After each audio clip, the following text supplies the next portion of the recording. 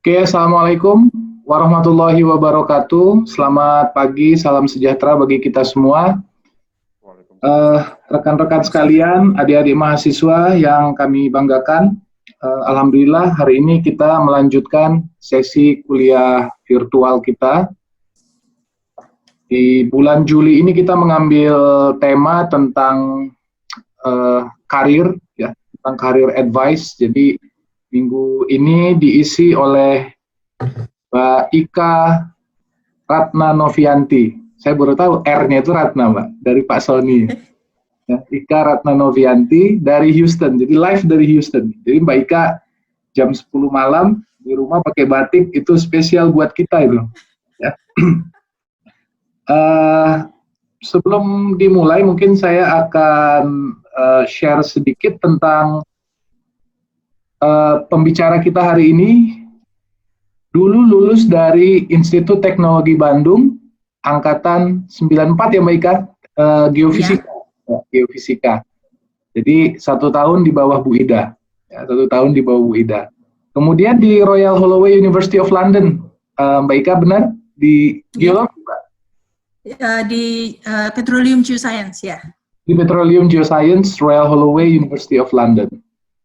Nah, kemudian karir Mbak Ika sendiri itu sepertinya di Ion terus ya Mbak ya? GXT juga Ion kan ya? Pada akhirnya emang dibeli sama Ion, ya. Saya ingat GXT itu dulu software modeling kok nggak salah ya Mbak Ika? Betul, iya. Nah, nanti saya ceritakan, ya. Kemudian sekarang beliau adalah Director of Geophysical Operation at Ion Geophysical. Jadi jarang-jarang kita punya orang Indonesia yang memegang jabatan top manajemen di satu perusahaan multinasional gitu ya. Jadi saya kira adik-adik sangat beruntung sekali hari ini mendapat sharing dari Mbak Ika. Nah, karena hari ini pembicara kita Women in Geoscience gitu ya, saya juga ingin mengambil kesempatan untuk men-share salah satu program SEG yang menurut saya sangat baik sekali ya. Adik-adik terutama yang baru lulus bisa memanfaatkan layanan dari SEG Women Network. Ya, adik-adik bisa kirimkan CV atau resume yang adik-adik miliki ke sokli@seg.org ya. Nanti mereka akan berikan masukan-masukan ya, bagaimana untuk mengenhance CV adik-adik atau resume adik-adik sehingga bisa dimanfaatkan lagi gitu ya. Jadi silahkan dimanfaatkan layanan dari SEG ini terutama buat adik-adik yang baru lulus. Kirimkan CV atau resume kalian ke sokli@seg.org. Kemudian SEG akan memberikan masukan bagaimana mengenhance CV adik-adik sekalian. Mungkin sekian opening dari saya. Berikutnya silahkan Mbak Ika, kita akan diskusi. Mbak Ika akan menyampaikan materi 30 menit mungkin Mbak Ika? Ya. Nanti sisanya kita akan lanjutkan dengan tanya jawab. Bagi adik-adik yang ingin tanya jawab, bisa disampaikan di chat namanya, kemudian nanti ketika waktu tanya jawab akan saya panggil. Terima kasih, silakan bagi adik-adik atau rekan-rekan yang menonton untuk di-mute supaya terdengar lebih jelas. Terima kasih, silakan Mbak Ika. Oke, Assalamualaikum warahmatullahi wabarakatuh. Terima kasih kesempatannya sudah diundang untuk berbicara di Universitas Pertamina. Sedikit background, menyambung apa yang udah Pak Husni bacakan tentang CV saya. Saya lulus dari ITB tahun 1999. Kemudian sempat melanjutkan kuliah di Pascasarjana Universitas Indonesia, tapi nggak sampai selesai karena setengah jalan udah keburu ditugaskan ke Kanada waktu itu. Pada akhirnya saya sempat kembali ke sekolah, melanjutkan lagi seperti yang tadi disebutkan di Royal Holloway. ketika saya lulus ITB, ketika Anda melihat kembali sejarah, itu Indonesia sedang going through some changing, ya, some change. Tahun 98 itu era reformasi sedang dimulai, diawali dengan penembakan mahasiswa di Universitas Trisakti, terus sending a shockwave of demonstration di hampir semua kampus di Jawa yang pada akhirnya gedung DPR MPR didudukin, kemudian memaksa Presiden Soeharto untuk turun pada saat itu, ya. Terus apa impact-nya terhadap aktivitas oil and gas, terutama exploration and production? Pada akhirnya pada saat itu banyak sekali company yang hold off investment, ya, mereka nggak bergerak sama sekali. Bahkan ada beberapa yang pull out, gitu, keluar dari Indonesia karena ketidakpercayaan terhadap kondisi ekonomi Indonesia sendiri, yang pada akhirnya agak susah untuk mencari pekerjaan ketika saya lulus. Sementara di satu pihak, saya sendiri bukan datang dari keluarga yang have a lot of resources, ya. Ketika udah lulus, ya udah gitu aja. We have to make a living, gitu. And majority of us has that kind of problem back then. Itu yang pertama, the fact bahwa orang tua saya sudah nggak bisa support lagi. Tapi di sisi lain, saya termasuk orang yang idealis. Saya akui bahwa saya termasuk orang yang idealis dalam artian saya lulus dari geofisik, saya pengen jadi geofisik. It's geophysicist. It's what my passion is, gitu. Terus kalau Anda bertanya apa sih dream job saya pada saat saya lulus ITB, itu yang saya inginkan pada saat itu saya building up prospect, ya, building up prospect and having able to drill it, ya, and voila, a discovery. Sepertinya itu rewarding sekali dalam bayangan saya pada saat itu, dan it's true, it's rewarding. Finding an oil somewhere, ya, light oil somewhere, easy to find. Tapi, well, 20 years in the industry, saya nggak pernah punya prospek. It's true. Tapi bukan berarti saya nggak bersyukur, ya. It's where the life take me, where the life take each one of us. Oke, graduation time. Sorry, saya nggak punya foto graduation saya, makanya yang saya pasang fotonya Pak Husni ini. Adik-adik yang ada di Universitas Pertamina, saya dengar sebagian udah lulus sidang, dan mungkin beberapa orang akan sidang, getting close to graduate, ya. Congratulations, take this moment untuk bersyukur dan recognize your accomplishment. Okay, you accomplish something. It's a long road to get into this point, ya. Sehingga it's a moment where you can reflect. It's a moment where, okay, take a deep breath and then try to find where you go from here. Right? Ada beberapa alternatif, dan karena seperti yang Pak Husni bilang sebelumnya, ini series, ya. Makanya saya akan berusaha mencoba membagikan pengalaman saya, terutama buat adik-adik yang ingin stepping into working in the geoscience. Tapi sebenarnya option itu, ada banyak option yang terbuka untuk kalian. Salah satunya adalah working toward graduate degree atau working outside geoscience. Oke. Pengalaman industri saya, sebelum saya ke pengalaman industri, feel good about it, seperti yang saya sebutkan tadi. Feel good about it. One life chapter completed, right? Ini quote yang saya ambil dari Michael Perch ini, Geostat Guy. Mungkin kalian tahu YouTube channelnya. Kebetulan saya pernah jadi panelis bersama beliau di AAPG tahun lalu untuk discussion tentang mid-career geoscientist. It's interesting topic karena dia sebagai profesor di University Austin, itu dia adalah salah orang pertama di keluarganya yang passing college degree, yang having a college degree gitu. And he realized how education change life. Karena dengan education itu, dengan bahwa dengan fakta bahwa Anda sudah passing undergrad, itu kemungkinan Anda, chance Anda untuk having a better life is bigger than most people who doesn't have a degree. It is true. Di lain pihak, mungkin Anda juga harus terus open terhadap possibility to continue your education. Kalau ini saat yang seperti Pak Husni bilang, it's unprecedented time, ya. Mungkin ini waktu yang tepat untuk working toward your graduate degree. Dan amazingly, untuk graduate degree itu biasanya lebih banyak scholarship open dibanding dengan undergrad. Itu fakta di negara-negara seperti Amerika dan Europe. Jadi mungkin Anda harus surfing internet, di mana ada chance, di situ mungkin Anda akan pursue. Itu something yang to consider. Kalau ketika kita nggak bisa doing it formally, ada banyak sekali online course dan webinar yang diselenggarakan, antara lain oleh pertama professional organization, ya, dari IEGI, AAPG, SEG.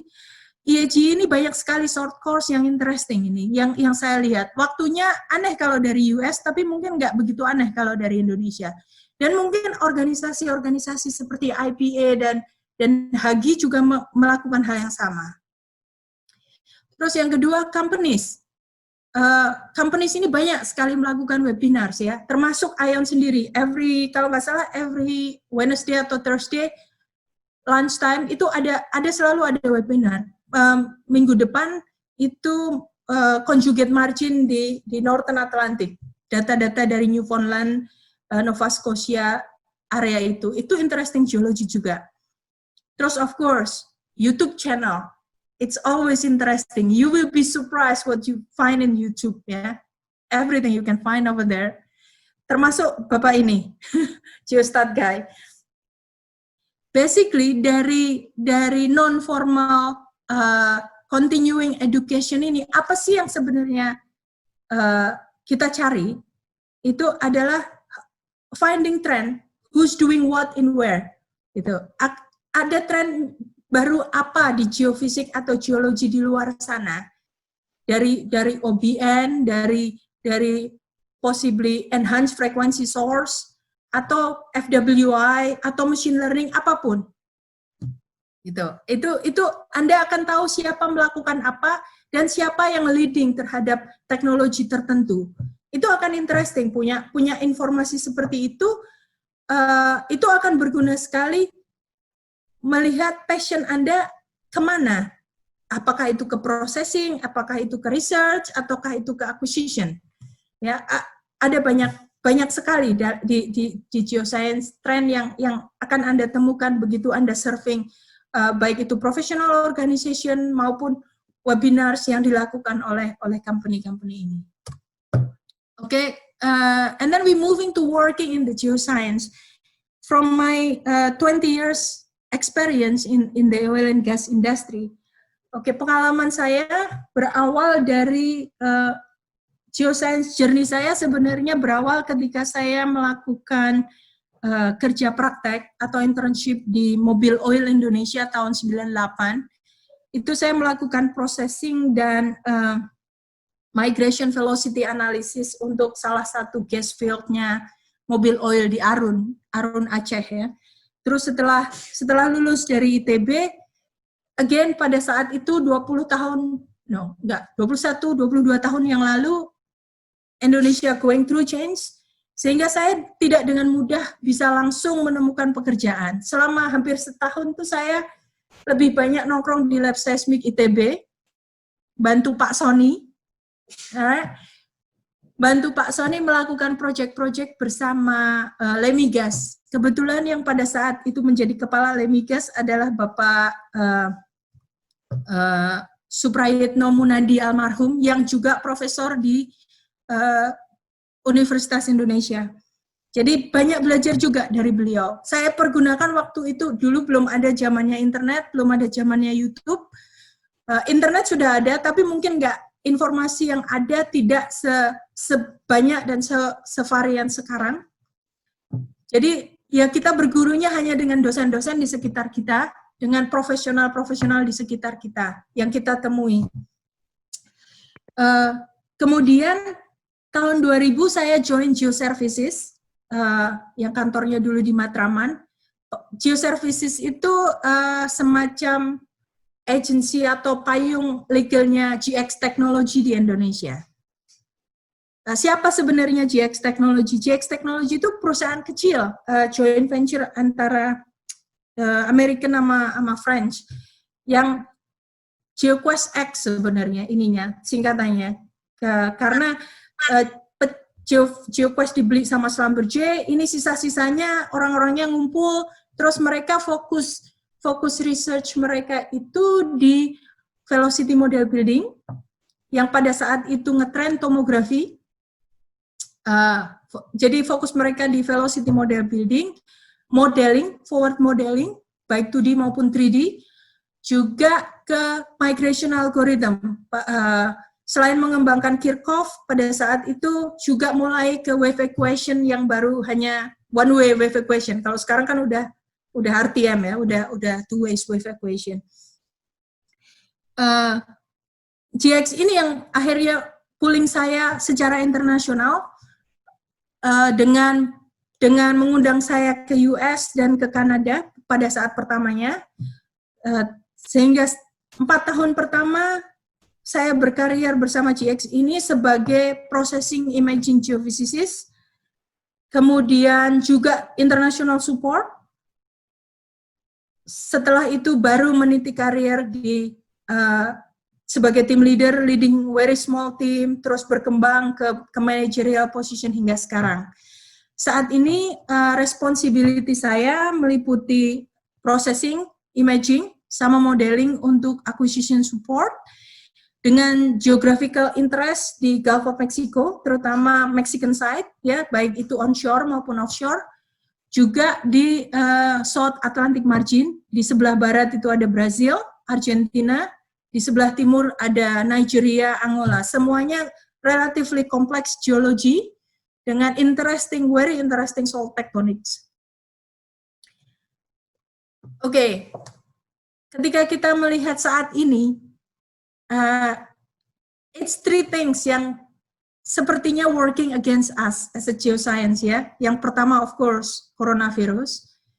Yang kedua, it's a low commodity price. Kalau kita lihat grafik ke belakangnya, 10 tahun ke belakang, itu back in 2014, it's when it slump, ya, it's going down. Ini yang turning points buat kita di oil industry, apalagi terutama di Amerika yang perlindungan terhadap tenaga kerjanya relatively low, sehingga wave of layoff atau PHK terjadi di mana-mana. It's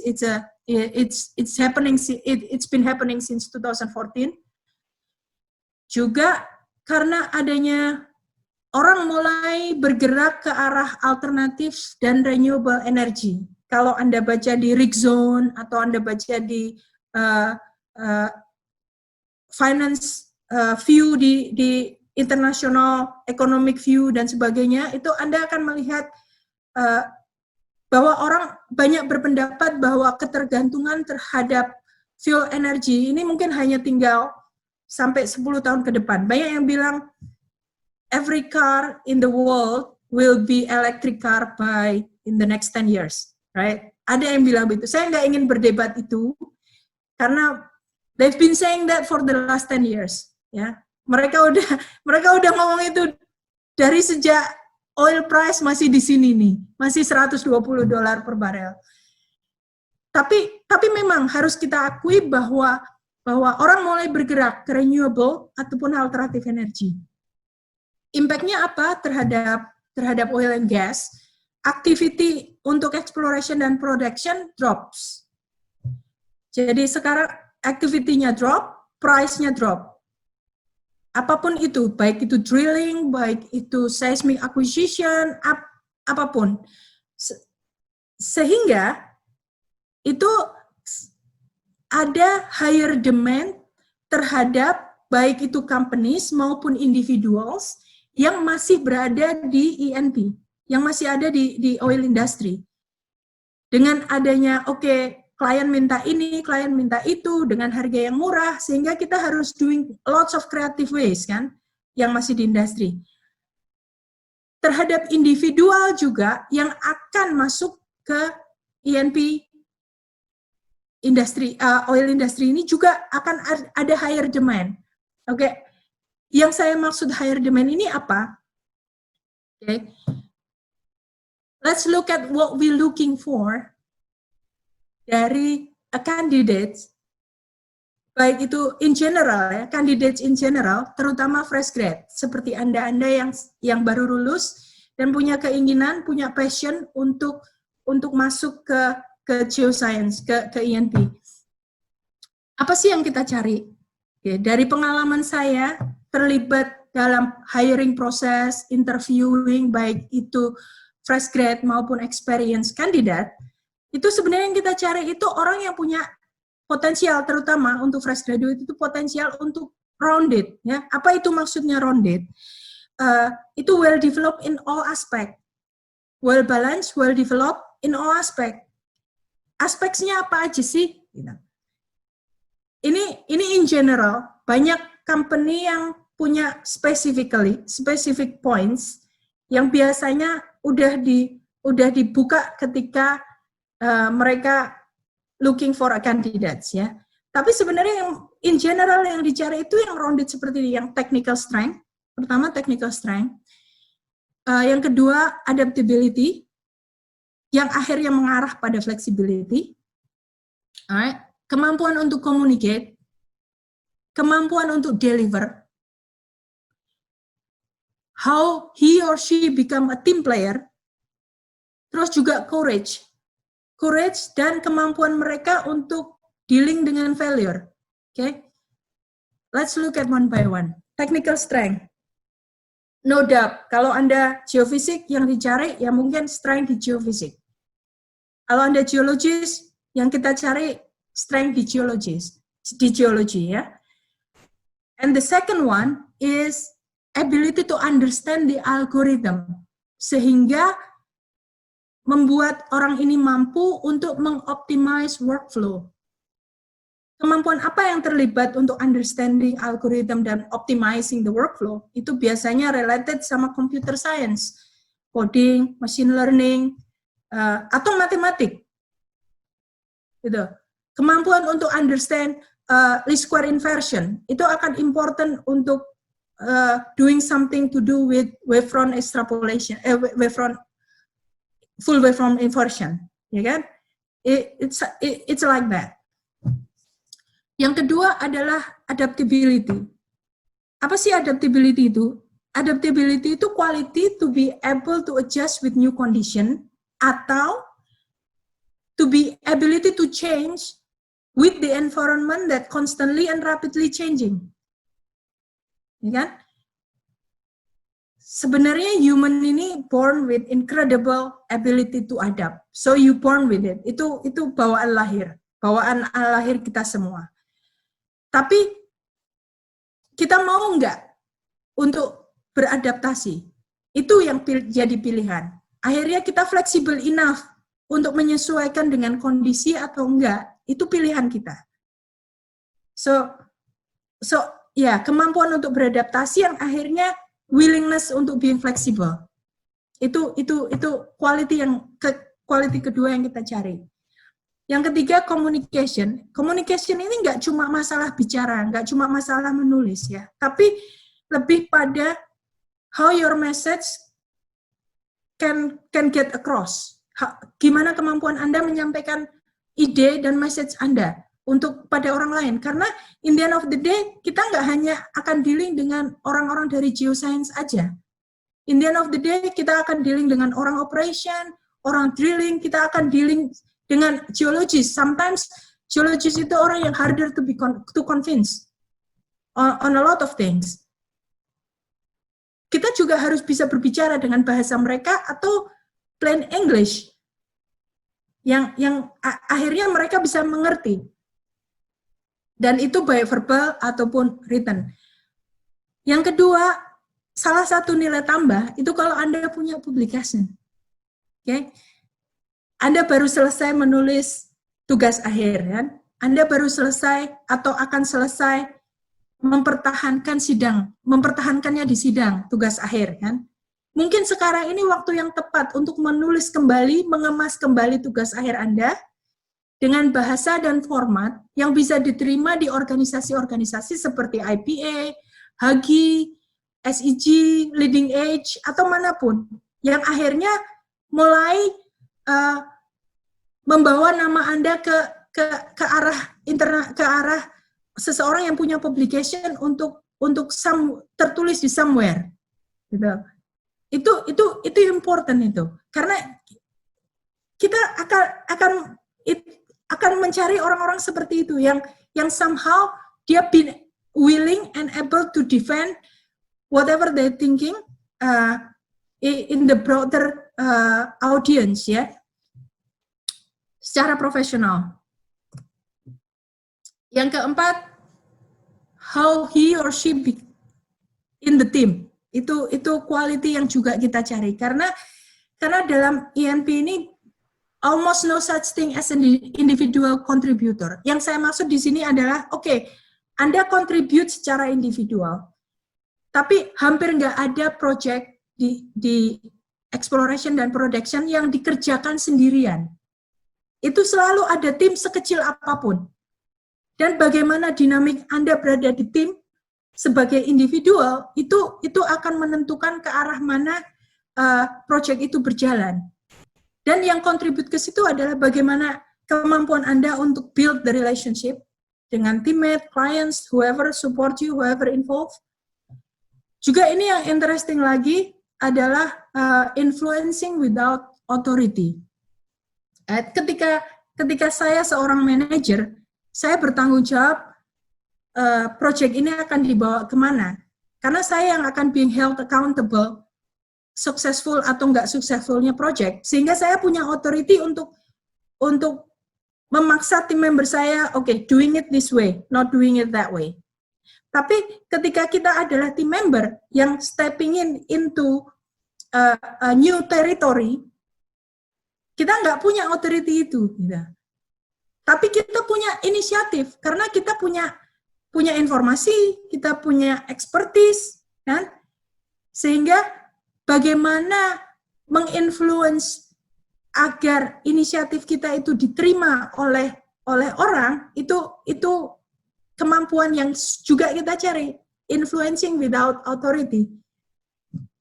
Sometimes with the simple gesture, simple attitude, yang bilang, is it possible to do it this way? Gitu ya. Mungkin hanya dengan bahasa yang sopan dan halus, Anda bisa melakukannya. It as simple as that. Gitu. Itu rounded in the sense of how good you are in working with the team. Berikutnya adalah delivery, ya. Your ability to focus and finish the project on time. Kenapa ini such of important? Karena setiap project itu selalu ties dengan resources, time, yang pada akhirnya tied dengan cost. Ketika Anda terlambat sehari, 2 hari, seminggu, 2 minggu, itu akan ada dollar associated with that late. Dan sekarang setiap dengan harga minyak yang low, dengan project yang nggak banyak di luar sana, itu Anda akan under the microscope sekali. Berapa sih cost yang loss hanya gara-gara kita semua telat? Itu important. Why delivery is important. Yang terakhir itu courage dan how you deal with the failure. Oke, pertama courage. How antusias you are when you do something. Gitu. Atau how bad mood. Karena kadang-kadang di dalam dynamic dalam tim itu menular, ya. Ketika ada seseorang yang antusias dan happy, itu bisa mempengaruhi tim member lain untuk juga antusias dan happy. Begitu juga yang sebaliknya. It is important when you have a courage to and willingness to go above and beyond, to do more than what you sign up to do. Terus yang juga important itu how you deal with the failure. Ketika saya punya kesempatan untuk menginterview kandidat, saya selalu bertanya tentang ini. Saya selalu bertanya tentang, have you ever failed? Kalau jawaban dari kandidat bilang, nope, I never fail, I will not fail, it's a red flag. Karena it's scary. Orang yang punya attitude kayak gitu akan scary. Karena apa? Karena kita nggak tahu bagaimana dia akan deal dengan failure. Sementara kadang-kadang kita tuh dengan segala problem yang kita hadapi di geoscience, kadang-kadang kita tuh pulling hair gitu loh. Gimana ini solusinya? Gitu. Nah, ketika orang pernah fail dan bilang, okay, oh yes, I failed before, and this is how I deal with it, it's much more promising. Karena dia nggak akan stres. It's something yang quality yang kadang-kadang kita really want to see is how people deal with failure. Okay. So it's very challenging time right now. Dengan segala macam yang terjadi di luar sana, setiap orang working from home, surfing the internet, with the relatively low oil price, and people start shifting to the renewable or alternative energy, my word of encouragement buat adik-adik yang really want to enter the exploration and production world, ya. Pertama, itu be ready for the rough ride. Ya, ini kayak roller coaster.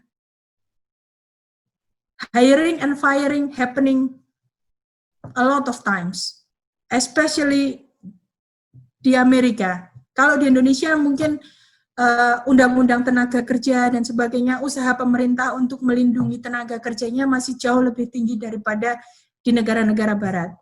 It's true. So it's gonna be a rough ride. It's gonna be a roller coaster.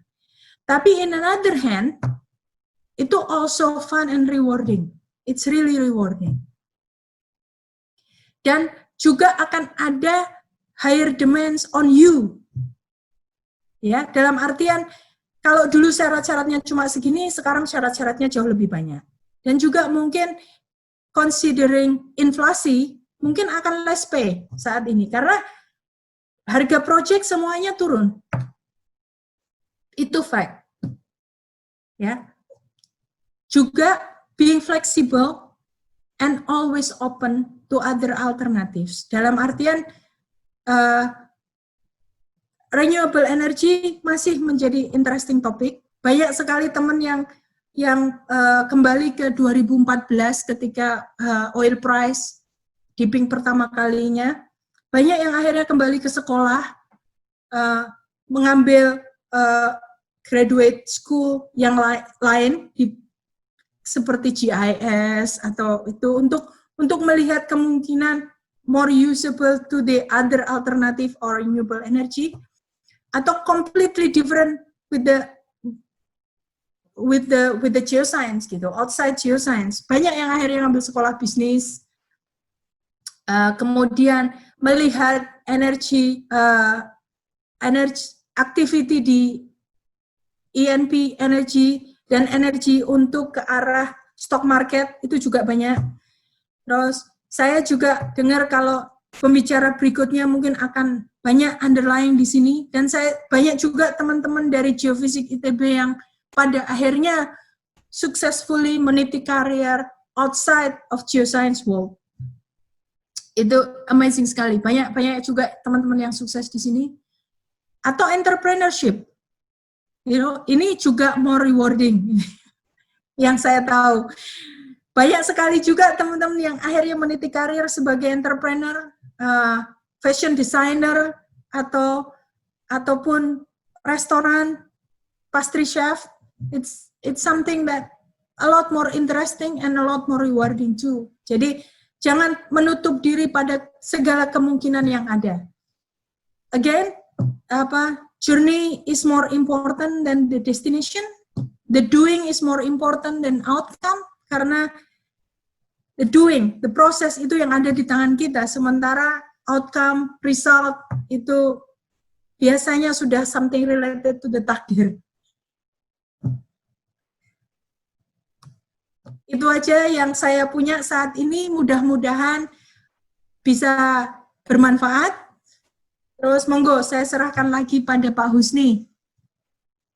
Baik, terima kasih Mbak Ika atas materi yang disampaikan, luar biasa. Tadi saya lihat kita ada 79 participants yang join saat ini Mbak Ika. Ada Pak Sony juga yang join Mbak Ika. Mana Pak Sony? Halo Pak Sony, apa kabar? Pak Sony ini guru kita semua nih. Ada Pak Sony, kemudian ada Prof. Edi Ibrahim dari Universitas Sriwijaya, ada Pak Pit Lepong, ada juga Mas Trisakti Kurniawan dari Petro. Dari Malaysia. Jadi ini bukan cuma adik-adik mahasiswa aja nih, Mbak Ika. Baik Mbak, mungkin ada dua penanya nih, salah satunya saya di chat room. Baik, saya ingin tanya Mbak, ini mungkin mewakili perspektif akademia gitu Mbak. Dari perspektif Mbak Ika yang di industri, kira-kira kita yang di akademia ini, what should we do differently in this unprecedented times gitu Mbak? Apa yang bisa kami di akademia itu bisa lakukan berbeda untuk kita keep up dengan requirement dari dunia yang sekarang ini benar-benar cepat perubahannya gitu ya Mbak, khususnya di dunia INP Mbak. Masih related sama tren itu tadi ya? Iya Mbak. Mungkin tergantung subjeknya apa dan siapa player di subjek itu biasanya. Dan kalau misalnya dari operator side, itu lebih pada field mereka di mana, terus juga kalau dari service side, biasanya strength-nya service itu siapa aja. Misalnya di acquisition, siapa sih player di acquisition? OBN, siapa sih player di OBN? Drilling, siapa sih player di drilling? Gitu. Itu biasanya mereka yang bersaing. Mereka yang jadi source of information untuk seandainya akademisi ini mau menggandeng tangan mereka gitu loh. Kalau misalnya terus juga ada yang tren yang interesting di US ini yang saya lihat, banyak universitas yang punya konsorsium. Jadi again tergantung subjeknya ya. Kalau Anda mau bergerak di bidang seismik atau di bidang stratigrafi misalnya, itu biasanya kalau konsorsium seperti itu tergantung subjeknya, playernya siapa. Dan kalau misalnya taruhlah example-nya apa ya, misalnya Aeolian Sedimentology misalnya kan, karena angin sedimen, itu mungkin Anda agak harus menggandeng orang-orang yang operation-nya berada di sub-Saharan misalnya, kan? Atau karbonat misalnya, membuat konsorsium tentang karbonat, mungkin playernya orang-orang yang main di karbonat itu yang harus dijembatani untuk bergandengan dengan industri ke situ. Again, kita talking about Michael Ports tadi ya, dia punya karena dia juga di akademisi kan, sehingga interesting apa yang dia katakan adalah bahwa industry need to support universities. Itu simbiosis mutualisme yang saya pikir harus terus berlanjut gitu. saya nggak tahu seberapa besar konsorsium itu playing di Indonesia ya. Mungkin Universitas Pertamina atau ITB banyak yang punya konsorsium bersama-sama dengan companies ini, baik itu service maupun operation. Mudah-mudahan menjawab. Jawab. Terima kasih Mbak Ika. Berikutnya ada pertanyaan dari mahasiswa ini Mbak Ika. Ini Loris. Monggo. Silakan Loris. Pak Usni, pertanyaannya 2 boleh ya Pak ya? Boleh. Oke, selamat pagi Pak Usni, selamat malam Bu Ika. Iya, sama. Sebelumnya perkenalkan terlebih dahulu, saya Loris Alif Syaputra Bu, mahasiswanya Pak Usni Abu Ida di Universitas Pertamina. Tahun terakhir sudah, alhamdulillah sudah selesai sidang Bu. Ini ada 2 pertanyaan yang ingin saya tanyakan. Jadi sebenarnya saya sudah menanyakan ini ke banyak orang yang sudah pengalaman di oil and gas company, jadi mungkin saya tanya ke Ibu. Tadi Ibu bilang setelah first oil dip di 2016, banyak yang balik sekolah. Jadi pertanyaan saya, what's your opinion on going straight to master degree after graduating from bachelor degree for pursuing a career in EP geoscientist? Itu nomor 2-nya saya ngomong lagi apa nunggu Ibu jawab dulu, Bu? Oke, satu-satu aja ya, iya, biar nggak lupa. It's always, kalau ditanya apakah ini a good time, mungkin ini a best time loh. Buat adik-adik yang ingin pursue untuk going to the next level of geoscience gitu. Banyak teman-teman saya terutama yang terutama pada saat 2014 itu yang pertama kali oil price getting a dive down itu banyak yang pada akhirnya back to school, either taking machine learning, nggak jauh-jauh amat dari geoscience gitu, yang bisa membuat mereka untuk kembali ke geoscience ataupun somewhere else, di mana chance itu akan lebih besar gitu. Kalau saya sendiri berpendapat mungkin ini the best time untuk going back to school. Tapi again itu pendapat pribadi saya dan terutama di Amerika dan Europe yang saya lihat chance untuk scholarship itu lebih besar di graduate school dan di undergrad. Jadi kalau Anda nemu chance di luar sana, it might be much better gitu than just doing it yourself. Tapi Bu, itu kan hitungannya untuk let's say sudah selesai dari master degree, itu kan hitungannya kita jadi fresh graduate juga kan Bu ya? Iya. Untuk chance-nya itu apakah lebih rendah dari yang bachelor atau bagaimana Bu? Untuk sebagai, kan kategorinya sama masuk di fresh graduate juga hitungannya? Tetap berbeda. Kalau di US kita tetap melihatnya sebagai 2 hal yang berbeda. Untuk bachelor dan master degree ya Bu ya? Yap, untuk graduate atau undergrad, yes. Oke, jadi untuk yang pertanyaan nomor 2-nya Bu, nggak apa-apa ya Bu ya? Jadi sebenarnya tuh mungkin banyak ya parameter untuk sebuah perusahaan melakukan fresh graduate job requirement. Tapi menurut saya yang sebenarnya nggak tahu apa-apa tentang perusahaan tuh, salah satunya tuh apakah a company is financially sehat gitu Bu, ya kan? Nah, seperti kita lihat berdasarkan financial summary 2019 kan banyak di investing.com kita bisa melihat banyak laporan keuangan perusahaan tuh. Sebenarnya banyak perusahaan migas yang merugi atau net income-nya menurun, Bu. Nah, menurut Ibu, apakah hal tersebut mempengaruhi job requirement, terlebih lagi untuk yang fresh graduate gitu, Bu? Itu sebenarnya mempengaruhi siapapun, baik itu orang yang individual yang akan stepping in maupun orang-orang yang sudah berada di dalam industri itu sendiri. Ya, it's being honest, it's like that. Makanya saya bilang rough ride karena none of us, apalagi terutama di Amerika ini, none of us knows that tomorrow we still have a job. Gitu. Itu fakta. Itu krimnya industri. Saya bicara terus terang, itu krimnya industri.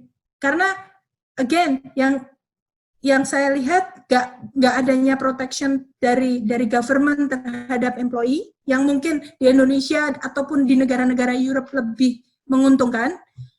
Terus juga sebenarnya sesehat apa sih kita ini? Kalau kita lihat dari investment.com atau segala macam artikel yang melihat investment, itu kalau sehat atau enggaknya suatu company itu sometimes kita melihatnya bukan dari seberapa rugi atau seberapa untung dia di satu quarter atau one financial year ya, tapi lebih pada ekspektasi stakeholder terhadap company itu apa. Kalau ekspektasinya lose tapi dia making even, mungkin dia doing great, no? Jadi bukan berarti bahwa jadi kalau sebagai public company biasanya di awal tahun atau di akhir tahun sebelum financial year starting itu kita making plan, ya, making a financial plan. Kalau di tempat saya each director has each dollar sign gitu. Siapa membawa project dari mana? Ya, senilai berapa untuk setahun ke depan, gitu. Nah, itu ekspektasi yang diharapkan dari kita masing-masing kan. Nah, sekarang ekspektasi itu kan dilihat dari marketnya seperti apa.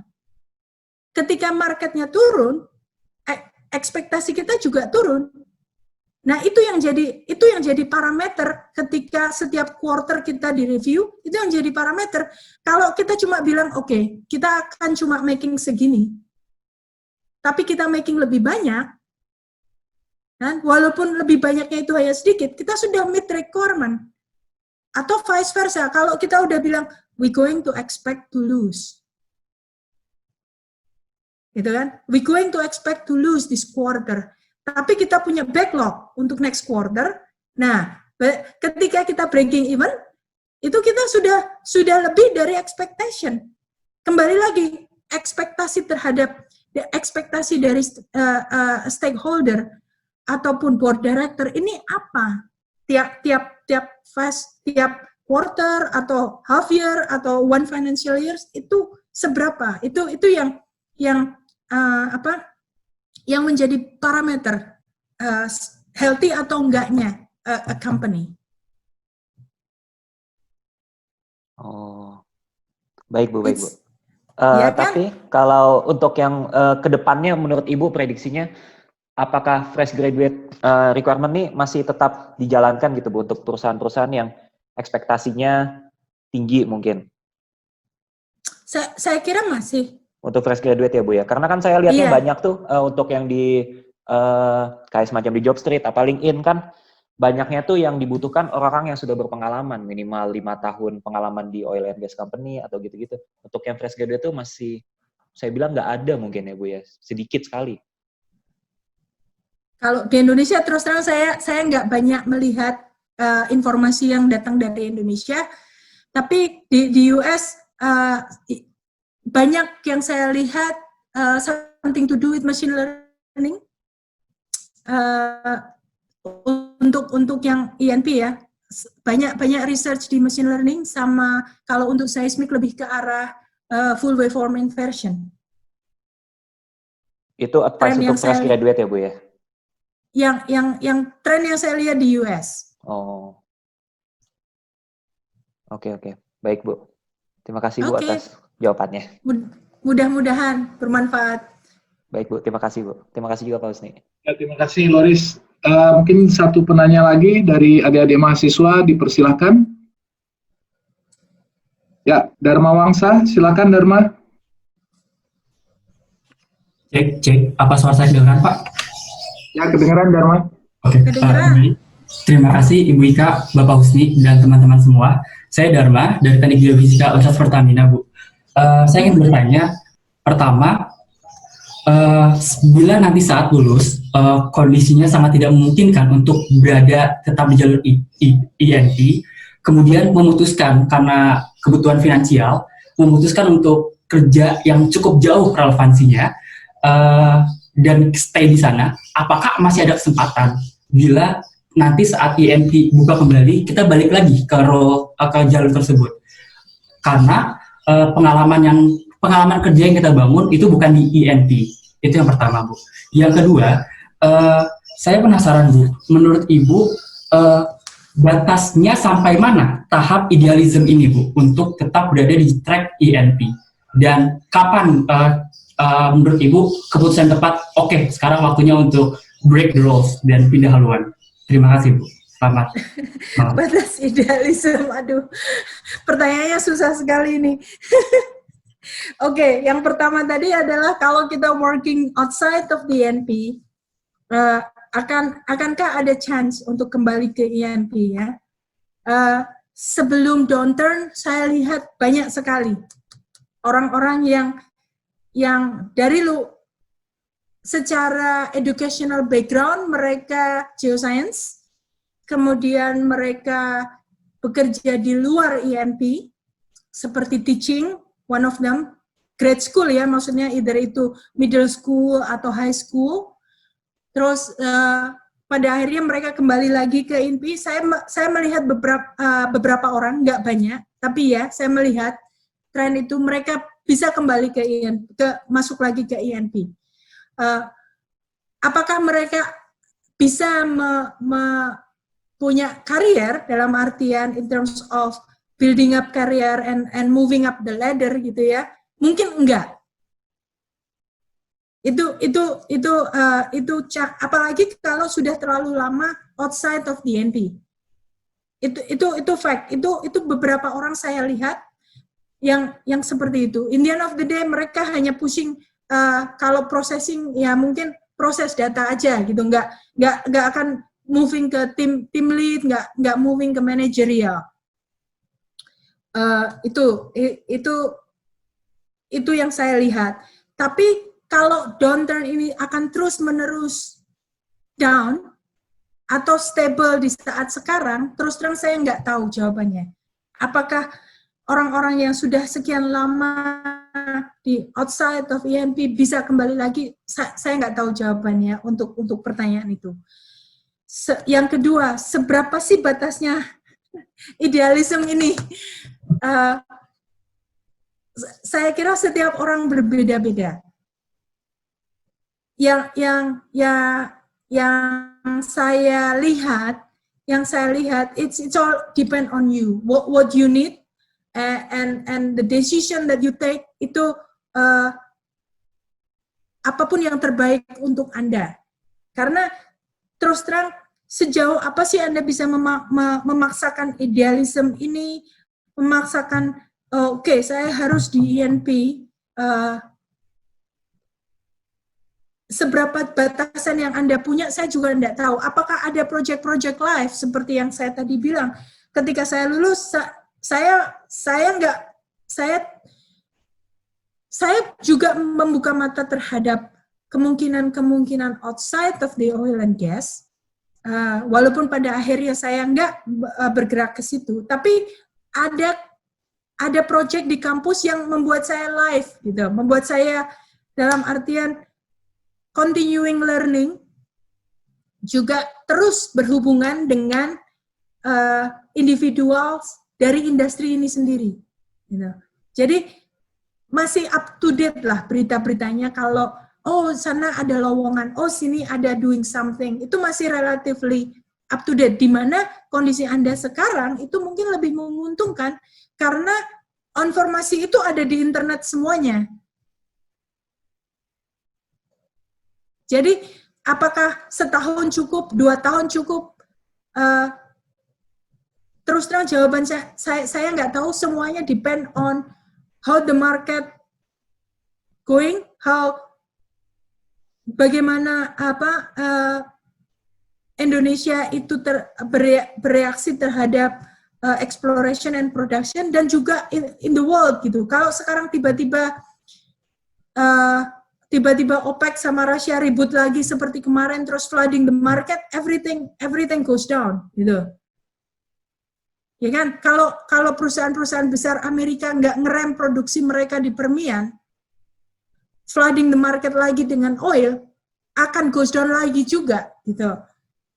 Jadi, terus juga kalau COVID ini akan terus-menerus, nggak ada demand, orang nggak traveling, nggak ada airline yang terbang dan mengkonsum semua hasil dari oil and gas ini, mungkin juga akan stop juga. Tapi dengan adanya coronavirus, semua orang staying home, terus orang akan menyadari they can do different things in the different way. Nah, itu yang mungkin kuncinya. Anda melihat kemungkinan-kemungkinan itu, bagaimana sih tren orang ini, gitu. Yang saya lihat di Amerika ini sudah ada beberapa company yang memutuskan untuk orang, terutama geoscience, yang orang bisa untuk remote working, untuk nggak kembali sama sekali ke kantor. Itu sudah mulai. Sementara company-company yang yang sudah yang mengundang kembali employee-nya untuk bekerja, dengan adanya kenaikan drastis akan infection, itu mereka okay, hold on, everybody going home, everybody working from home again, gitu. Jadi ini akan keluar dari semua ini akan ada tren baru yang mungkin berbeda dengan sebelum-sebelumnya.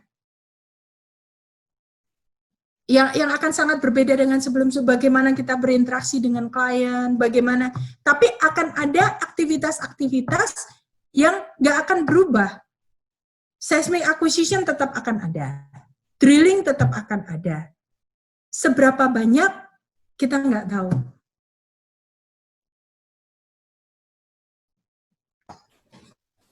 Baik, terima kasih Bu Ika atas jawabannya. Mudah-mudahan itu menjawab. Terima kasih Mbak Ika.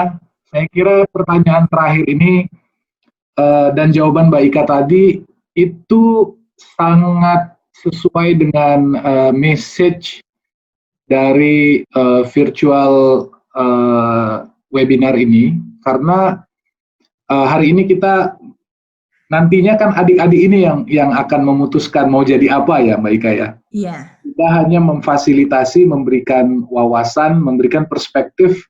Hari ini kita undang Mbak Ika memberikan perspektif dari orang yang 20 tahun berkarir hanya di bidang Geoscience. Ya.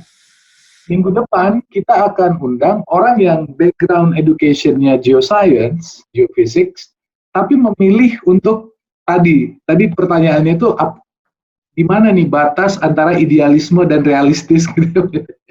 Jadi ada orang yang geoscience background-nya, tapi dia memilih untuk berkarir di energi terbarukan. Outside geoscience, energi terbarukan, Gojek, dan satu lagi dari bank. Ya, jadi dan mereka sukses gitu. Mereka jadi manajer, jadi VP, dan mereka sukses. Jadi kita berikan perspektif dari sisi itu juga. Nanti pada ujungnya adik-adik inilah yang akan memilih. Baik, mungkin guru kita semua, Pak Sony, mungkin Pak Sony ada mau memberikan masukan, Pak Sony, nasihat untuk adik-adik, Pak Sony, seperti yang Pak Sony berikan ke kami dulu waktu mahasiswa. Pak, suhu saya ini. Salam saja untuk Ika. Salam. Di sini Pak, masih kangen deh. Salam untuk Ika. Semakin berbobot dan semakin seperti Ermi kulit sekarang. Waduh, makin tambah bulat ya Pak ya. Ya, ini sangat bagus sekali dan acaranya semoga sangat berguna untuk adik-adik ya, dalam kondisi sulit seperti ini emang sangat baik untuk mendengar beberapa pengalaman sehingga tidak harus menjalaninya langsung, tetapi kita bisa learning dari teman-teman dan yang sudah mengalaminya semacam seperti itu. Dan saran Ika tadi sangat baik sekali dari semua pengalaman tadi, dan yang paling saya catat journey tadi. Jadi journey tadi lebih penting dari destiny boleh dikata. Jadi jangan Jangan takut untuk melihat seperti apa sih. Kalau saya masuk ke situ bakalan jadi apa, tapi jalani dulu saja dia di situ. Dan mungkin ada sedikit joke bahwa kalau kita studi di Earth Science atau Geoscience, ya kita jadikan Geoscience tadi hobi saja, ya kan? Rezeki bisa kita cari dari manapun dari situ. Ya, semacam seperti itu. Karena kalau kita doing Earth Science for money dari situ, lalu kita mentok, maka kita akan merasa fail seolah-olah. Padahal tidak fail, karena itu adalah kesukaan kita. Kita doing di situ karena kesukaan kita. Kita doing di situ karena hobi kita dia di situ. Anything can happen. Amazing thing will happen. Kalau kita bisa mengerjakan hobi kita dengan baik sekali. Karena begitu kita menyukai apa yang kita lakukan, energi datang dengan sendirinya. Tidak perlu kita disupport oleh siapapun. Ya di situ. Ya, mungkin itu Ika, sukses sekali. Terima kasih Pak. Ya, sukses sekali, dan saya tidak memberikan video karena belum mandi. Terima kasih Pak Sony. Always interesting to hear you. Terima kasih Pak Sony. Mas Sakti, ada message juga dari Pak Pit Lepong di Universitas Mula Warman ya Pak, di Kalimantan Timur. Salam Mas Peter. Udah lama sekali tidak ketemu juga. Terima kasih sharingnya Mbak Ika. Ikut nimbrung dari Kalimantan Timur dengan pasukan yang masih baru-baru. Terima kasih Mbak Ika dari Kalimantan Timur. Iya, mudah-mudahan bisa bermanfaat buat semuanya. Mohon maaf kalau saya nggak bisa menjawab semua pertanyaan. Waktu kita terbatas, baik udah jam 11 malam di Houston. Mungkin sesi formalnya kita tutup dulu ya Mbak Ika. Nanti sekiranya monggo. Diskusi-diskusi setelah ini, nggak masalah. Terima kasih atas kehadiran Mbak Ika, terutama yang sudah meluangkan waktu, berbagi pengalaman, berbagi nasihat kepada adik-adik mahasiswa geofisika dari seluruh Indonesia yang hadir pada kesempatan kali ini. Terima kasih juga kepada guru kami Pak Sony yang meluangkan waktu juga hadir pada pertemuan ini, kepada Mas Sakti, Pak Pit Lepong, kemudian Pak Edi Ibrahim dan Mas Suryo dan senior-senior lainnya, rekan-rekan lainnya, ada Mas Korun juga. Ada IPB itu. Yeah. Ada IPB ya masih. Ya. Kemudian dan terutama kepada adik-adik mahasiswa, terima kasih. Sesi hari ini itu dibuat untuk kalian ya. Pada akhirnya nanti kalian yang memilih, kami hanya bisa memfasilitasi, memberikan masukan ya, memberikan gambaran pengalaman gitu ya. Pada akhirnya nanti adik-adik sendiri yang akan memilih jalan mana yang mau adik-adik tempuh. Sekian mungkin dari saya. Billahi taufiq wal hidayah. Assalamualaikum warahmatullahi wabarakatuh.